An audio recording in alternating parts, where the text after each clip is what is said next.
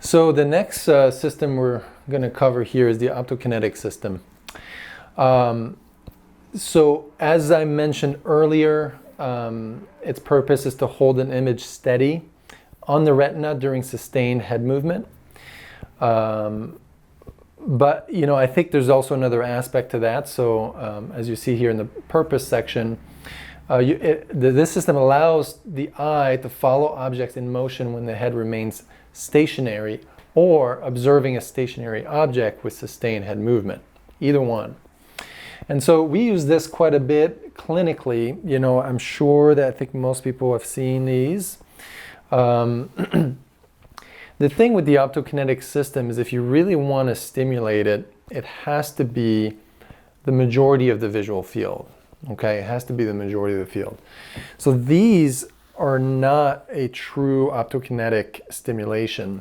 They're actually a combination of the optokinetic with the pursuit system kind of working together. And there's a pretty good relationship between those systems. They actually run through similar pathways.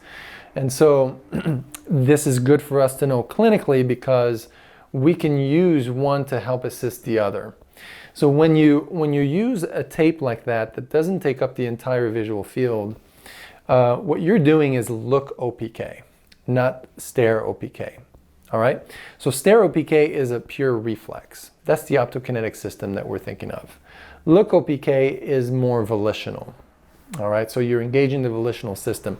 And as you look at these images here, you'll see that the stare OPK is primarily a brainstem activation, very heavy on the mesencephalon, but also the pons.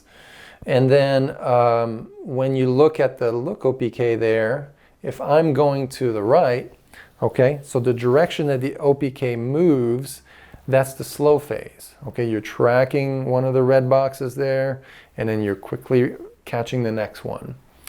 And so the slow phase to the right, fast phase to the left, that is a good right brain stimulation. So this is a right brain activity. How great is that? We've got something really simple that we can use to just activate one hemisphere or the other hemisphere, okay? And so obviously this would be right brain for me, as it's going to the right. So the right frontal lobe, the right parietal lobe are involved, the pons if you're doing that horizontal movement, and the cerebellum on the opposite side. Okay, that's just a great therapy. And so with the optokinetic system, I think another important thing I touched on earlier was the visual following system. It kind of is one of those reflexes too that is similar to the optokinetic system. The visual following is when you're taking an image that takes up the majority of your visual field and you're moving that and you're using that to improve maybe a smaller tracking. If patients can't track a small target, give them a big one, train with that, and then shrink the target over time. And so that can work well. I use that a lot with the cases of autism because their visual system is so off. My goal with autism is improve their maps, the accuracy of their map system, but also to restore gaze stability. Because if their eyes are popping around all over the place, when you saccade constantly, the moment during the duration of a saccade, you're blind. You don't see anything. Your brain has to fill in that information. If the eyes are constantly moving, my goodness, your visual system is not taking in a whole lot. And so from a learning perspective, it's not good. So I want to stabilize gaze always. That's first and most important. We've got to stabilize gaze. Even in cases like of autism that are so serious and so difficult to work with, if you restore the maps and work on stabilizing gaze, you'll change their world. They're perceiving totally differently. And you can kind of regrow those regions in the brainstem and in the brain that have been impaired. So the optokinetic system, let me show you how we can use it, because there's a lot you can do with this. And I use these still, by the way. And you need to be aware that they're not a reflexogenic. It's combining the reflex with the volitional system. Okay, so let me show you what we've done in the Focus Builder app for that particular application. Obviously, it's right here. It's OPK. It's those classic red and white strips. Red, because red, you know, we tend to be attracted to red a lot more than other colors, and that's why we typically have these strips in red. But they don't have to be red, you know, and they don't have to be strips. They could be other kinds of shapes. So the direction of the optokinetic stimulation is all dependent on what you want to stimulate. If you do an optokinetic movement to the right, for example, so this one's going to the right, the red, they're kind of large bars. Let's make it go real slow. Okay, if it's a movement to the right, I won't do it too long in case you guys have some lesions. But let's say that it moves to the right, that activates the right brain. We can say that's a right brain activity. From a vestibular perspective, because this is a vestibular function, if the scene is moving to the right, that's as if you were rotating to the left, okay? So if you've got a left overactive vestibular system, especially left overactive horizontal canal,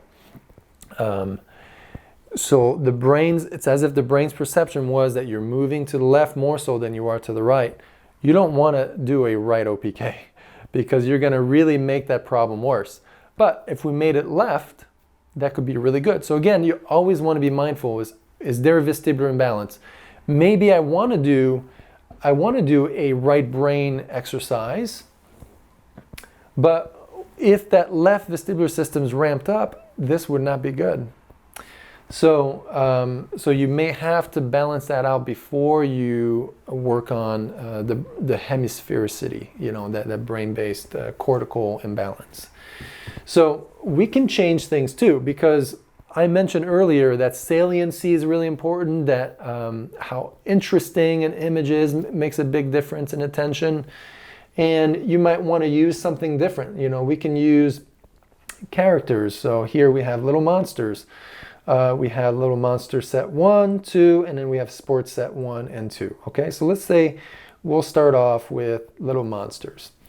And this is, again, this is more of the look OPK. This is more volitional. And when I do this, I'm going to ask my patient to look at every, for example, every purple one. Now the background's red. I hardly ever use a background red. You know, the color of the OPK is what actually becomes background color if you use character sets. So I'm going to change that, and I'm going to make it gray. Okay? So I can say look at every red one. Okay, so you look at the red one, and when the next one comes around, you pick up the next one. Naturally, we can make it go faster, and we can change the direction. But let's just say here we want it to go left. And we want it to go a little faster. We can increase the speed. We'll make it 3 or 4. We can even add a fixation dot, but we're not going to worry about that for now. Okay, so here we're going to go, oh, let me change the sets here. Instead of a monster set, let's just pick a sports set. Okay, so now they're going to go left, okay? This is for the left brain. This is a left brain exercise. And you can say, look at every basketball. Okay, so you're catching basketball going to the left. Okay, and this is this could be very, very therapeutic, especially if their optokinetic system is not working well. Maybe there's some function there, but in your bedside test, you saw that gain is not good. If you do a volitional OPK, it could help improve the stare OPK. Okay. Now, if I wanted to test for the optokinetic, a big screen like this is advantageous. You know, we did it at bedside with a smaller screen. It works. You don't want to be too far away, but it's better if you have a bigger screen. So if I were to, for example, we're going to run it down this time, and I'm going to turn off the character set, and I want those bars to be, let's make them blue, okay? Just for variety's sake. So we'll make it blue. I can set a timer. If I press timer on in seconds and minutes, if I go here and I make it, let's do a 5-second timer, okay? So after 5 seconds, it'll stop, and I can save it. If I can save all these settings, put it in a folder, and I do that with patients when they come in. I do this on their iPad. I set it all up, and I put it in a folder. I actually leave it in their home folder. I just have them use their home folder, and they're all in there. So in this case, it's going down. Oh, no, not yet. We want it to go down. Okay, there we go. Let's slow it down too a little bit. Okay, so it's going down. All right. And one benefit of making it go down here, oh, there we go. It stopped automatically after 5 seconds. When you make it go down, a downward movement gives you the impression of falling back. So you want to be careful.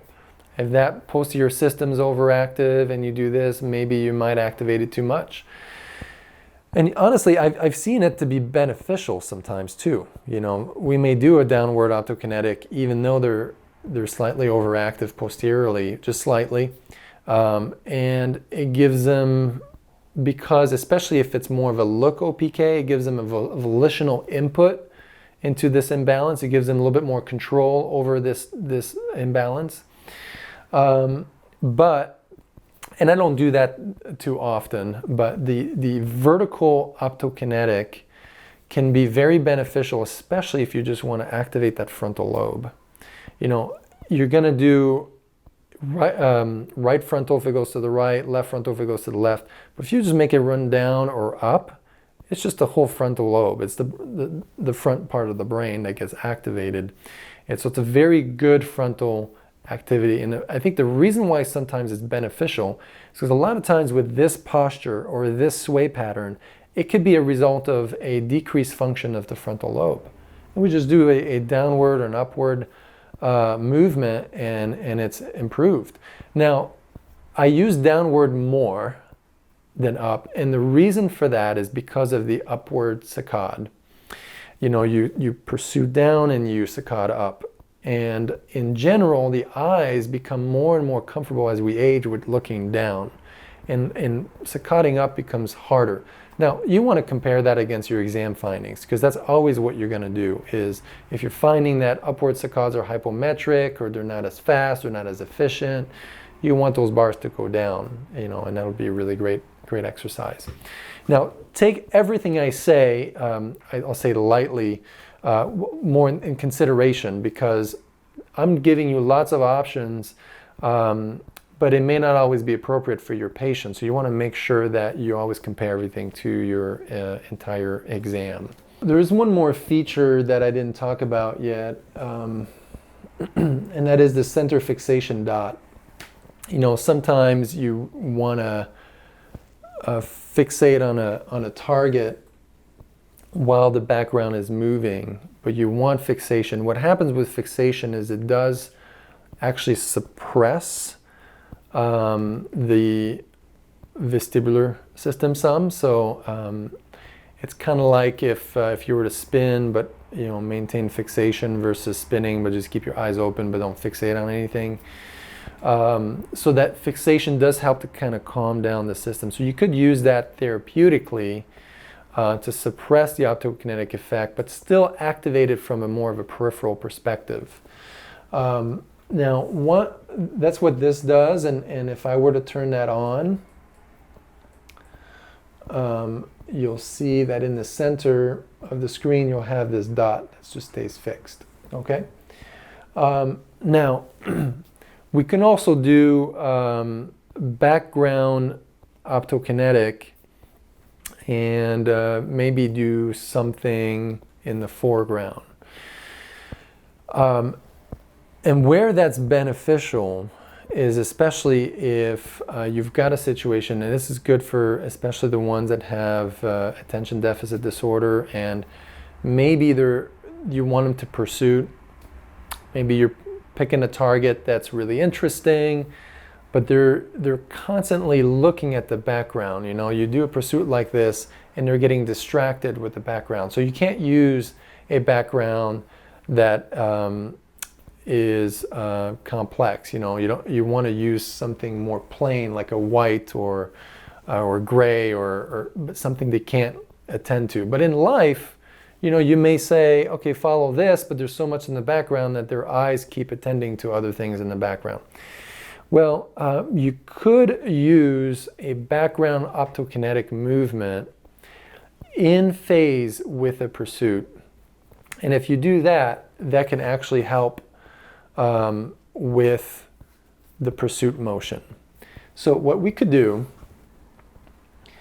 and it's better if it's not all within the screen, so that you actually have a depth change here, where maybe I'll use my thumb here and have them pursuit while the background is moving. So let's say in this case here, turn off the timer. Okay, so we're going to pursue in phase like that. So you're recruiting the system, the optokinetic system with the pursuit. We have the ability to actually put in a pursuit within the screen. I think it's better to do it this way, but we have that option to have it all built in there. And this is where you go to that custom application. And in settings, we have background settings. And in here, we can pick bars, which is your OPK. And you know, if you didn't want it to be bars, we can even do dots. It's the same thing. You're going to have dots moving in the background. And let's say we're going to move them to the right. We're going to slow them down a lot more than that. Okay. And we can change the size. You know, we can make them big. We can make them small. And we'll make it go to the right for demonstration purposes. Actually, let's go left, because we did right last, so we'll try to keep you guys balanced. And then just disregard the quadrants. This just applies to the hemi-stim feature. And then in the foreground, now we have foreground options, and let's just make it the initial movement type. We'll make pursuit. The return, we could do saccade or none. We'll just do none as the return movement. And in this case, I'm going to make it go left. So for the speed, you want to try to match the speed. I think that we were...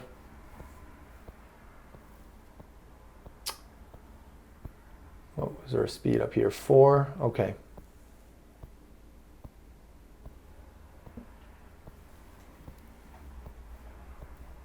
Okay, here we go.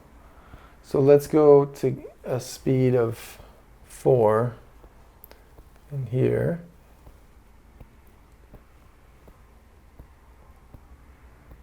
And you want your target to be a different color. You know, you don't want it to be red on red. And this is set on continuous, okay. All right, let's just see how this goes. A lot of these are applied to like interval, that's for saccades. It doesn't apply to pursuit. So it'll look like this, where it'll move along with it. And then your optokinetic system is facilitating the pursuit motion, okay? And again, this is kind of like a visual following too, because when you take the entire screen and you move it in the same direction, it helps the pursuit system. So you can use all sorts of things. Sometimes, you know, you might do the optokinetic first and then do the pursuit after, and it might be better. So, so you can use those systems together or one before the other to help each other. Use something that works for something that's to help restore something that doesn't.